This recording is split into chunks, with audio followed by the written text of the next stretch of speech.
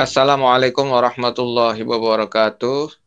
Baik, kita akan teruskan perkuliahan MPPI kita. Kali ini kita akan membahas mengenai experimental research. Lalu ada namanya validitas eksternal dan internal dari riset eksperimental. Ya, validitas mengacu pada apakah eksperimen yang kita lakukan benar atau teruji. Ada validasinya, ya. Ada dua macam validitas pada riset eksperimental, yaitu yang eksternal, mengacu pada generalisasi hasil sebab akibat terhadap pengaturan populasi atau kejadian lainnya. Ya, kalau yang internal mengacu pada derajat kepercayaan terhadap hubungan sebab akibat itu sendiri. Misalnya kita yakin bahwa variabel X menyebabkan terjadinya variabel Y, ya lebih spesifik. Ya. Validitas internal lebih sering dijumpai pada lab eksperimen, sedangkan validitas eksternal lebih sering dijumpai pada field eksperimen. Mungkin kalau kita lihat dari sisi validitasnya ya, pembagiannya tadi. Terus yang berikutnya lagi, trade-off validitas eksternal dan internal. Ya, jika kita menginginkan validitas internal yang tinggi, kita harus bersedia menerima validitas eksternal yang lebih rendah, ya, atau sebaliknya. Ya, untuk memastikan kedua jenis validitas, peneliti biasanya mencoba untuk menguji hubungan sebab akibat dalam lab eksperimen yang dikontrol dengan ketat. Kemudian diujikan dalam field eksperimen. Ada tahapannya ya. Ya, trade-off-nya ya. Ya, namanya penelitian bertahap ya. Ya, ataupun memang kadang-kadang ada yang bisa langsung di field karena tidak ada dalam lab ya. Contohnya khususnya bidang sosial, dalam hal ini manajemen. Ya, kalau yang ilmu eksak ya mungkin dari lab dulu baru nanti dihilirisasi. Kalau yang beberapa ilmu sosial mungkin langsung ya kita lihat nanti. Memang bisa bermacam-macam angle-nya dan posisinya. Lalu faktor yang mempengaruhi validitas eksperimen. Ya, kita lihat ya. Ada namanya history effect. Ya. Terjadinya kejadian-kejadian lain selama eksperimen berlangsung. Ya, ini pun juga mempengaruhi ya. Lalu juga ada namanya maturation effect. Terdapat perbedaan sifat kedewasaan setiap subjek dalam penelitian. Testing effect. Terjadi karena observasi sebelumnya mempengaruhi observasi berikutnya. Selection bias effect. Terjadi pemilihan yang lebih bersifat subjektif saat eksperimen dilakukan. Ini faktor-faktor yang mempengaruhi ya. Mortality effect. Terjadi perubahan komposisi dalam eksperimen akibat dari hilangnya salah satu elemen. Ya, ini mungkin kalau untuk eksperimen untuk makhluk hidup ya di kedokteran kali ya, sehingga datanya mungkin berkurang atau sebagainya. Lalu ada namanya juga statistical regression effect. Ya, ini juga mungkin datanya juga tidak terdistribusi secara normal ya, banyak outlier dalam eksperimen sehingga kesimpulan yang didapatkan ya tadi bisa kurang tepat atau kurang pas.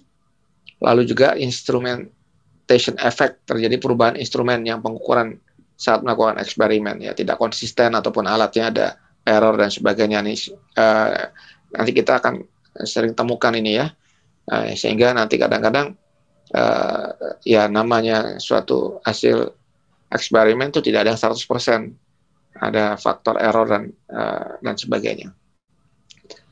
Lalu tipe dari riset eksperimental, terdapat 3 tipe dari riset eksperimental ya.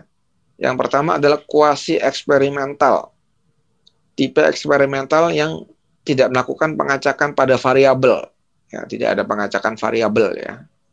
Lalu true eksperimental, tipe eksperimen yang memasukkan perlakuan manipulasi dan kontrol terhadap variabel untuk menemukan hubungan sebab akibat. Lalu yang ketiga, ex post facto, tidak adanya manipulasi variabel karena alasan etika untuk memberikan perlakuan terhadap variabel independen. Ya, ini ada juga namanya etika ya, sebenarnya ya ada namanya dibagi aja nih kuasi eksperimental dan true eksperimental. Tetapi karena ada beberapa variabel ya, contoh mungkin kalau kita berhubungan sama makhluk hidup ya nggak mungkin kita memberikan mengkontrol variabel suhu ya, mungkin binatang suhunya ada dinaikkan sampai derajat tertentu, maka tidak mungkin ya seperti itu untuk dilakukan untuk di riset eksperimental. Ya, jadi permasalahan etika pada riset eksperimental ini juga perlu kita perhatikan ya. Ya, ini memaksa individu untuk ikut berpartisipasi dalam eksperimen itu juga tidak boleh.